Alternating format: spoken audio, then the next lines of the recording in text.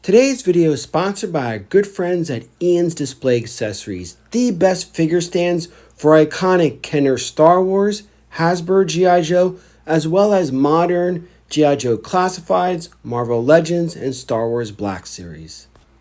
And our good friends at TGC Customs, one of the best 3D printers out there. Hey, give them a call to fill in the gaps on your retro Masters in the Universe, G.I. Joe, Star Wars, and Transformers.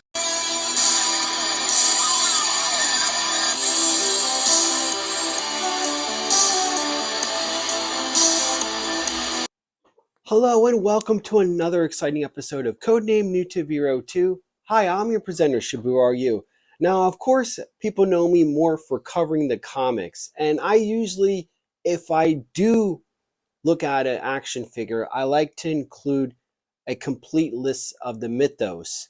And I kind of like to let our good friends HCC78 or Joe Motion or Forum BX257 handle more of the action figure aspects of it. But I felt compelled to talk about this version 2 classifieds of Firefly. That's right. Firefly has once again been reissued or issued again because the first one kind of had a little bit of a mixed review about it. Now, here's the thing, and I've said this even when I looked at it, the first classified version. I'm not a big fan of Firefly. It just kind of bewilders me why he's such a fan favorite. He's a saboteur. He has no honor. Like you could see Destro. I mean, even though he's a bad guy, he has honor. Like, and the fact of the matter is, the way I know I'm going off here, but the way Firefly navigates about is reminiscent to a lot of our enemies. So I don't know. Even when I was a kid, I wasn't a big fan of him, and I thought he was just, But it's just amazing how this guy is so popular, and that's cool. That's all said and good. So we're going to take a look at the first classifieds and the second one. And of course, if you guys know me, we have been privileged with TGC Customs, who kind of took my initial Firefly and kind of upped the ante a little bit. We got rid of all that garbage and kind of gotten accessories that more resembles the 1984 one. So I thought this would be a good quick video. I'm not going to go really much into the Mythos, maybe issue number 43 a little bit, but we're going to compare the two versions, and that's basically it. But again, this is not one of my favorite. This guy didn't even make my top 10 video when I did my top 10 action figures. So, but he's such a fan favorite, and I see all these like new pop-up guys doing videos on him. But I thought, since I'm one of the OGs, I thought I would do something to kind of present it from a non-Firefly fan point of view. Because in anything in life, whether you're reading about history or something like that, you should read both ends. Like if it's let's say pro this or pro that. Read the Allied and read the Axis. Read the North, read the South version.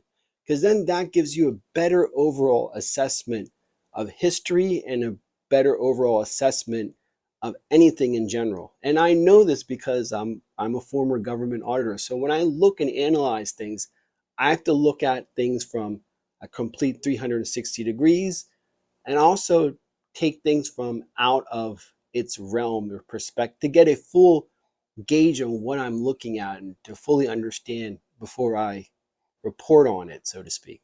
So let's take a look at Firefly version 2 of Classified. Issue number 24 is Firefly's first appearance. Now let's go back in time.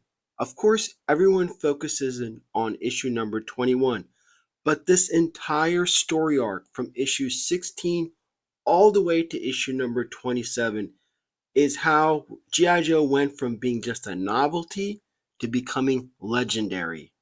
why are we still interested in this franchise is a direct result from this particular section of the comic run. And this is something you can sit back and analyze yourself and come to that same conclusion. But you won't hear that from Emily or any of these bandwagon YouTubers. After issue number 21, you are jonesing for who the hell is Storm Shadow or what's his angle. Issue number 24 is awesome. In Commander Escapes, we have so many firsts. Besides Firefly and Wild Weasel, who is Miscolored's first appearance. It's also the first of the G.I. Joe headquarters, which becomes very popular in the Sunbow series. And we get some zany intel on how Cobra Commander eats and drinks in his helmet. Remember, this is pre-Hoodie Coco. We also see the return of the Baroness post explosion and post plastic surgery. I wish she also upgraded to a set of 32 double G's or something. Destro, Baroness, and Major Blood form a shaky alliance. Only Storm Shadow, who is being tracked by Major Blood, by the way, is working independently. He maintains being quote-unquote loyal to free the commander in the zany escape plot, which he ends up becoming captured. Now, Russ Heat's artwork is something that sadly never gets the proper admiration it should. Ironically, my issue number 24 is on its way back from the grader, and we'll have that in the next PGX unboxing. Remember what I'm saying. Issue 16 to 27 is the span when G.I. Joe went to iconic status. And 2 words, Larry Hama. Alrighty, so obviously I didn't talk much about Firefly in that issue because the next important issue is the Order of Battle. And that kind of, what little references that Baroness made in that issue in those few panels is kind of amplified in the Order of Battle. Basically, the fact that it's a carbon copy of his file card, and I'll read it just for shits and giggles. No one knows what Firefly's real name is or what he looks like. He's known by his work, expert in all NATO and Warsaw Pact explosives and detonators.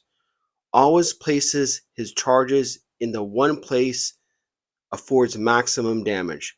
There is no question about his infiltration skills since no one has ever reported seeing him enter or leave any target area. And the quote is, even Cobra Commander doesn't know much about Firefly. His fees are paid into a numbered Swiss bank account and are always payable in advance. He makes no guarantees and gives no refunds. And basically, that's been my problem with Firefly since day one, and even as an adult. He's a mercenary, and a lot of veterans know and remember how mercenaries are. The other thing is that he operates like a fucking terrorist, and I just always had issues with that aspect of the character, and it behooves me as why he's so popular, but I digress. It is for fun. Alrighty, so the next important Firefly issue to me is my favorite G.I. Joe cover. I like to call issue number 43 the Megadeth cover because this damn thing should be on a Megadeth album. And you could quote me on that. I just love this cover so much, and I have 2 of these graded. But let's talk about this issue a little bit. Crossroads starts with the re-emergence of Wade Collins, and he was part of the famous long-range patrol unit with Stalker, Storm Shadow, and Snake Eyes. He is the father of Sean Collins, who wrote to Snake Eyes in the famous A Letter to Snake Eyes in issue number 155, and would later replicate or become Snake Eyes number 2 once the original Snake Eyes passes away. This issue is significant in the fact that it has 3 major players. Number 1, we have Candy, Ripcord's girlfriend, who escaped Buzzard's, attempt to kidnap her. And then we have Billy, Cobra Commander's son, who's on the run after a failed assassination attempt on his dad and leaving the Cobra youth. And then we have the Soft Master, who discovers who was the real person behind the death of the Hardmaster and is on his way to, I guess, seek out Snake Eyes and or Storm Shadow. Firefly pulls in right after Candy kind of gets away from Buzzard and introduces Scrap Iron. Basically, they show up to provide reinforcements for the fact that Candy was a hostage, escape hostage, and also to assist the crooked cops that Cobra has in their back pocket when they notice this old guy getting away and causing all kinds of havoc. So, they try to apprehend him, but in the process, they end up killing Billy, Candy, and the Softmaster. Next, we come to issue number 126, titled Firefly. This issue is absolutely freaking bonkers as well. In the sense, you get three major reveals. First off, back in issue number 98, we see that Cobra Commander has come back from the dead and puts Billy, Firefly, Zartan, Raptor, and a whole bunch of other quote-unquote companions in a freighter and blows the fucking freighter up, killing everybody, presumably. So the reveal number one is that Firefly is alive.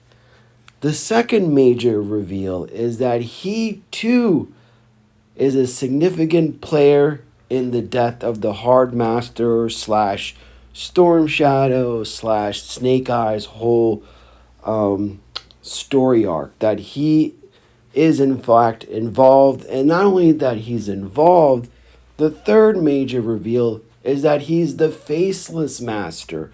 What the fuck?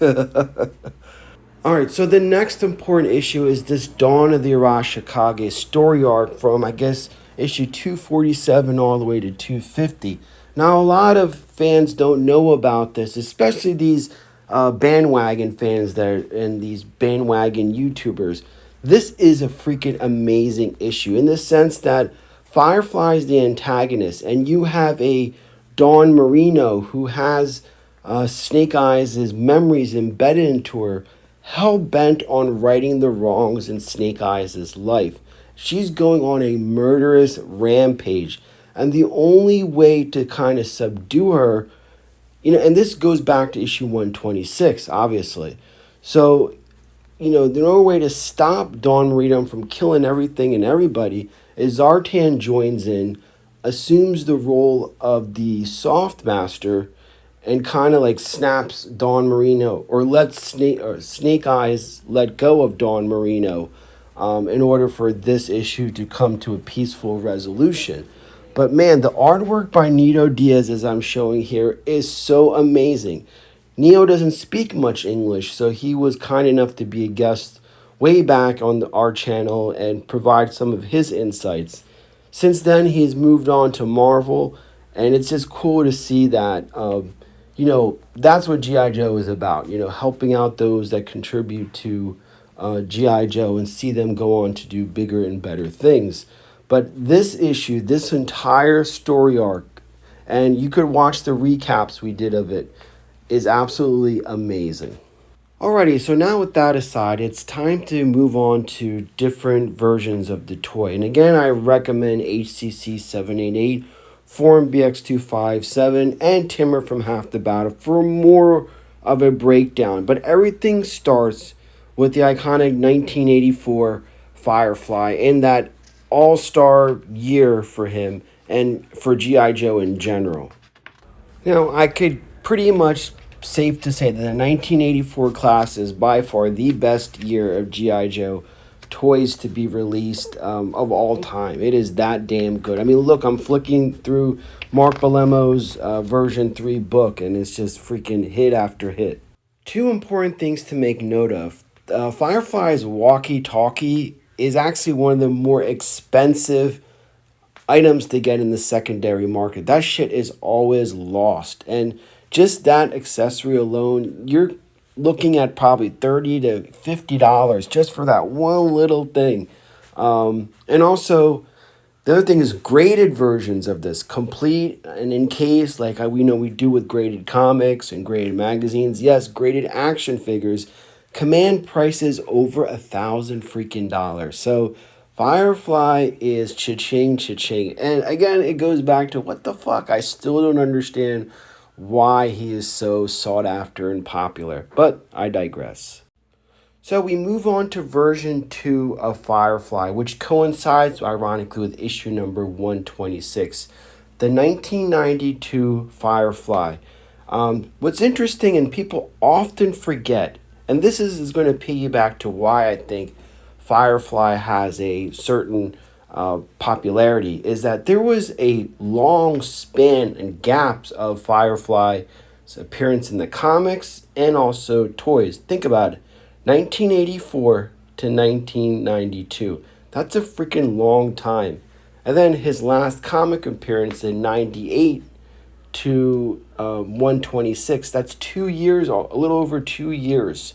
So I think like the real fans that are like, oh my God, Firefly is back. Whoa, and it came from nowhere. I think that's why you have this kind of like why Firefly is popular. And then it just kind of like, oh, Firefly is cool. And I think that's how he kind of built his lore, so to speak. For version 2, Firefly gets an updated quote. Never stab when you can shoot. Never shoot when you can frag. Never frag when you can preset a directed shrapnel projector for a pressure-sensitive electric fuse. Version 3 is essentially a recolor of version 2. The 1993 Battle Corps version of Firefly possesses black highlights and a green uniform, while the 1992 version of Firefly came with gray highlights cast over his green uniform. So, again, and the funny thing is, like, a lot of the millennial kids love these two versions of Fireflies. To them, that's Firefly, and that's freaking cool. I mean, this screams 90s right there, even with the card back and everything. All right, so post-vintage era, Firefly's original mold was used several times in the end of the 90s and early 2000s. And I mentioned in my Big Ben episode and others, the real gem is this Real American Hero collection. Yeah, the figures had that terrible plastic, but the vehicles is where this line shines. But still, there were so many great offerings that I cannot overstate the fact that this line is so undervalued and underappreciated.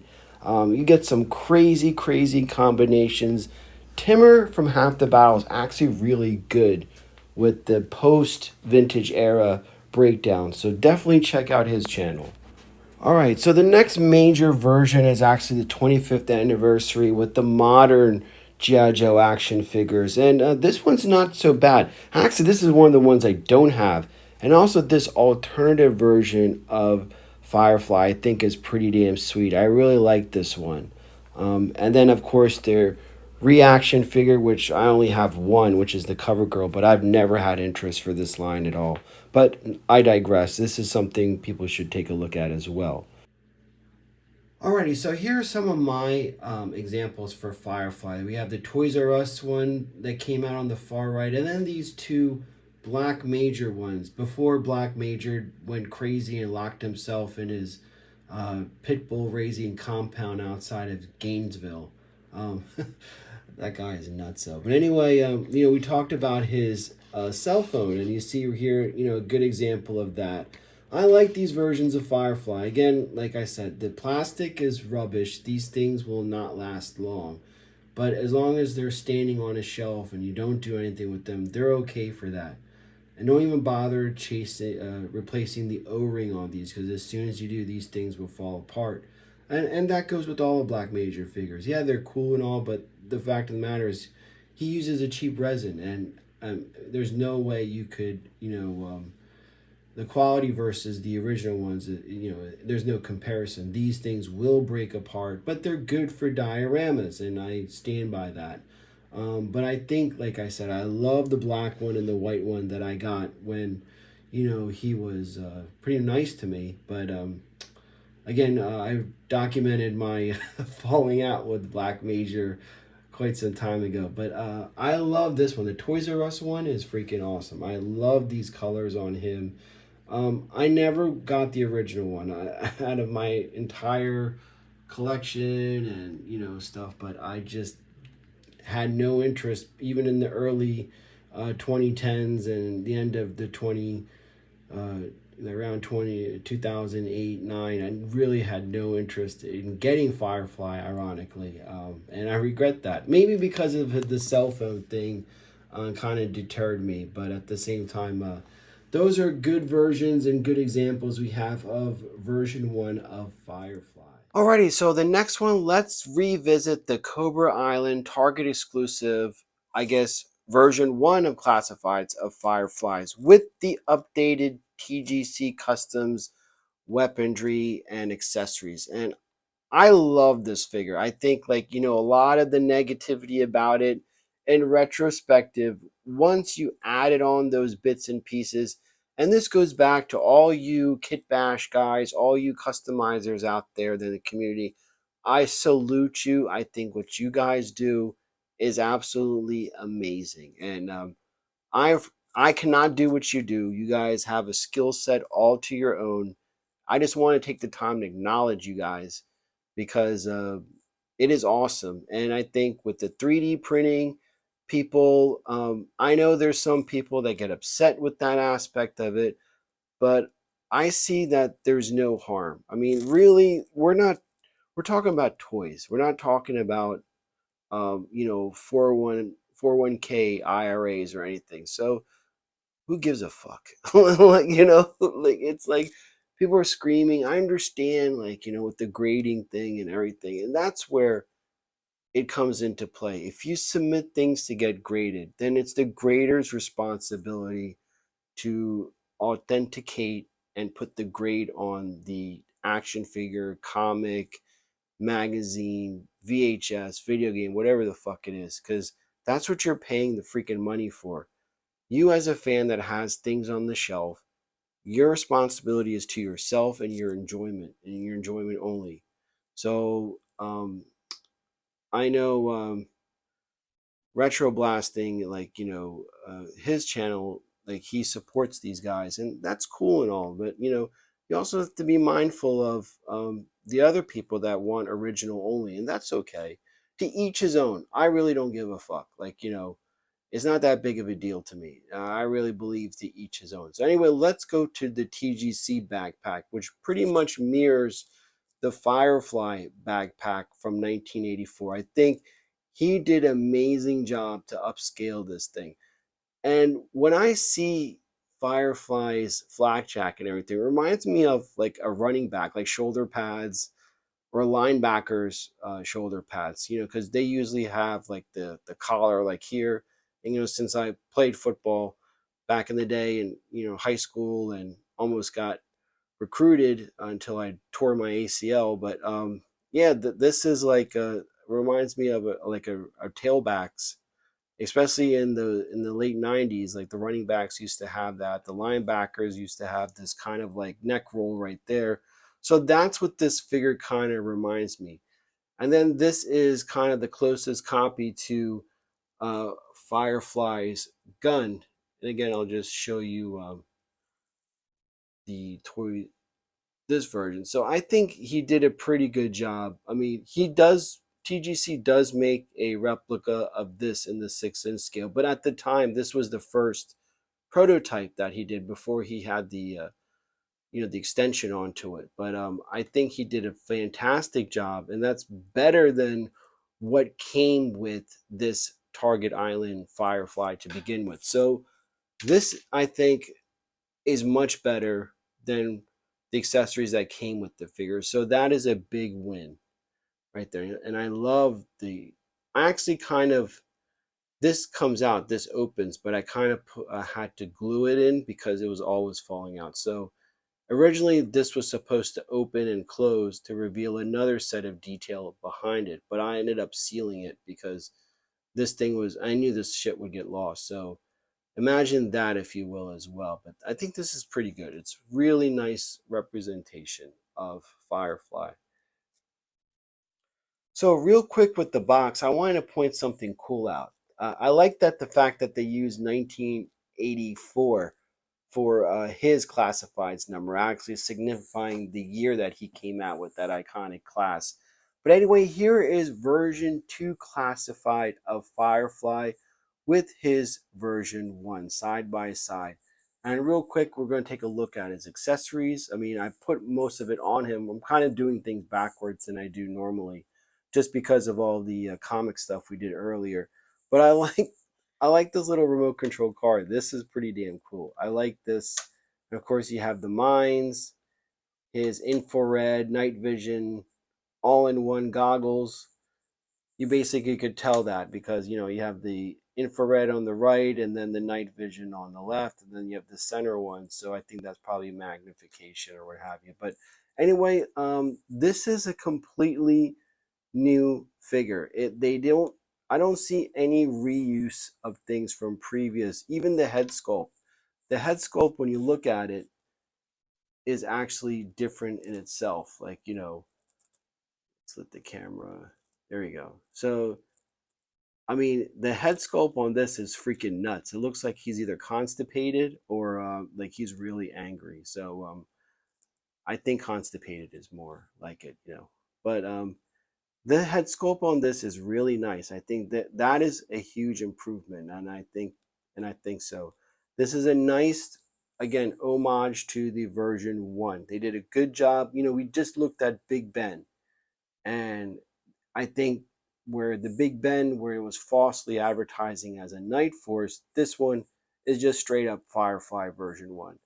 And like I said, the only bad thing I think, and I've noticed in the new wave of GI Joes, is the quality of the plastic. I don't understand, and maybe like guys that are more familiar with the 6-inch scale than me, but it just seems like these newer waves, the plastic feels a lot loose than the original few waves of GI Joe. I don't.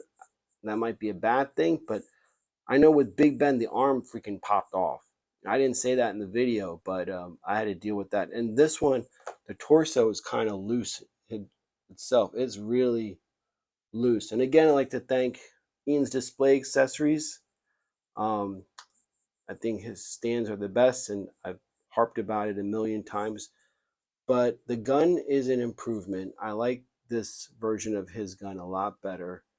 Again, you have to be careful with the parts.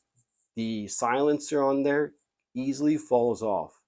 So maybe a little bit of crazy glue on there to make sure it's snug is advantageous as well. I think that's a scary proposition. And you have a knife there as well as his sidearm. And let's take a look at his backpack, because I think that's what makes Firefly, you know. So this backpack is an homage, but at the same time an updated version, where this one is essentially a carbon copy, but a updated. We'll use the Black Major one. So even though it's white, but you could tell, you could see, so that one is a direct copy in the 6-inch scale, where this one is an updated. To me, this one looks more like a Ghostbusters thing. I don't know. It looks like the, you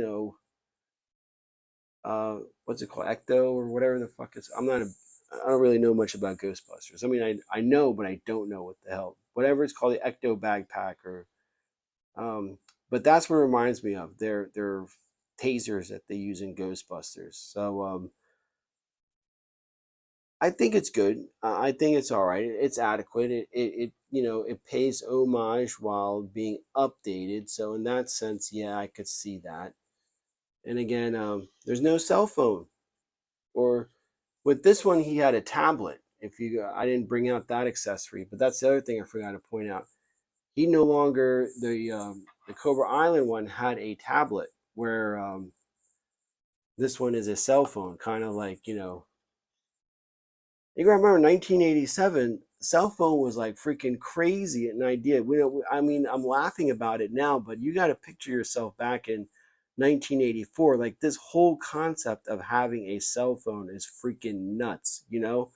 So think about that. You know, you kind of gotta, when you look at these figures, you gotta remember the technology that they had, the era and time they were made, and you know, put yourself in those shoes. Looking back, it's kind of tough, but at the same time, you have to make an effort to go back in time and put yourself in that situation.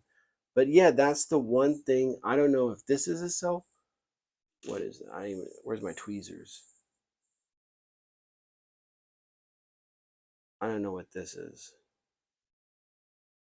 A detonator, probably, for the mines. I think that's probably what that is. Or with the remote control for the little car, that might be what that is. But again, there's no cell phone, no tablet, no nothing. So that's definitely something. And of course, this is where TGC Customs comes in. You could, or a 3D printer. Yeah, make a freaking phone. Yeah, see, it's like a detonator. So there you go. And that's what he uses that for. And the other thing is the color. Like, look at that. Like, you see, like the handle and the green there. Obviously, this is the prototype, but these are things that the customizers excel at. You could, you know, get a bunch of paint yourself and do that with the handles. And I do that with my knives. I like to give them that silver finish at the end. It kind of makes it pop a little bit more. But hey, you guys decide. What do you think? You know, is version 1 of the classifieds your cup of tea, or version number 2 of the classifieds? I think they both have their individual charms. And I was actually not going to get this Firefly, but I'm kind of glad I did, because to me they're so uniquely different, and I think that's what makes it kind of fun. I think that's why it's a good thing if you're a Firefly fan, and even if you're a G.I. Joe fan, because they did a good job differentiating between the two, but at the same time, you damn well know this is Firefly. So this could be Firefly, you know, going heavy, and this is Firefly going light. So heavy, maybe like, you know, when he's really in demolition mode, probably, and this is probably when he's regular saboteur, so on and so forth. So it depends on what you do and how you display with them. But in any case, you know, I give this one probably a B+. This one gets a B+ to me. I don't like the fact that these newer figures, their plastics are kind of wonky a little bit. I think that's something that quality control and, you know, our good friend Emily needs to address as far as that aspect. So again, I give it a B, and I think Firefly is definitely one you should pick up, and try to get it through Amazon versus Hasbro Pulse. Like I said, you'll save on the shipping itself, and I think that's a big thing. Anyway, this is ShabuRU taking a quick look at Firefly. Thanks for watching. We'll see you in the next episode. Bye-bye.